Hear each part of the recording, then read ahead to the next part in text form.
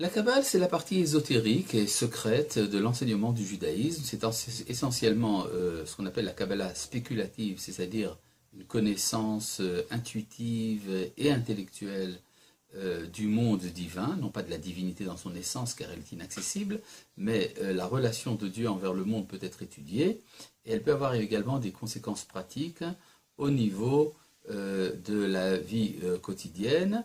Et ça peut arriver également à l'introduction à ce qu'on appelle l'Esprit Saint, la prophétie. En fait, la Kabbale est ce qui nous est resté de l'aspiration prophétique dans un monde post-prophétique.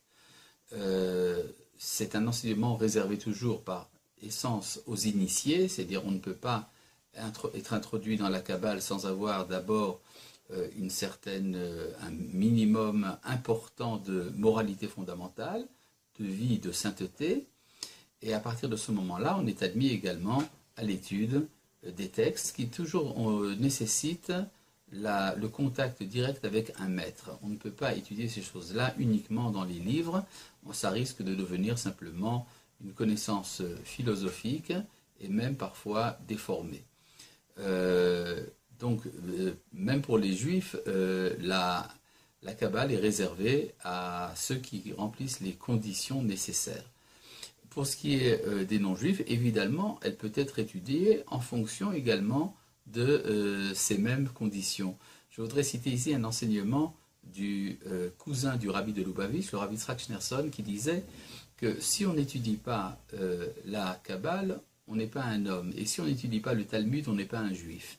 C'est-à-dire que le Talmud, c'est la tradition d'Israël telle qu'elle a été formulée en fonction de l'identité juive, tandis que la Kabbale, étant donné que c'est un objet métaphysique, concerne également des hommes de haut niveau dans l'humanité tout entière.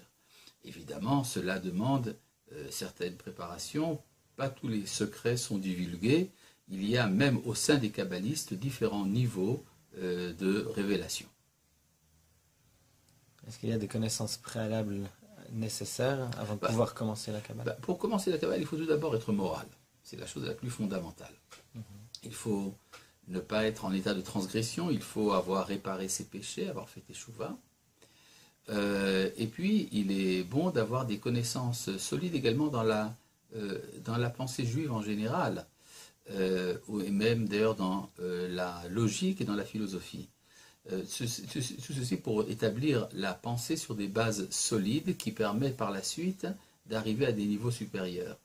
Si on manque donc de préparation morale et intellectuelle, la Kabbale peut être, hélas, nocive.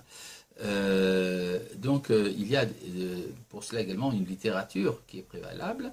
Vous avez des textes d'introduction à la Kabbale qui sont de très bon niveau. Par exemple, si vous prenez certains des ouvrages du Rav Moshe Chaim Luzzatto, le Ramchal, ça peut être une introduction tout à fait valable. Je recommande par exemple un livre du Rav Mordechai Shriki sur la Kabbale du Ramchal, qui à mon avis peut tout à fait satisfaire les besoins primordiaux de ceux qui veulent rentrer dans ce monde.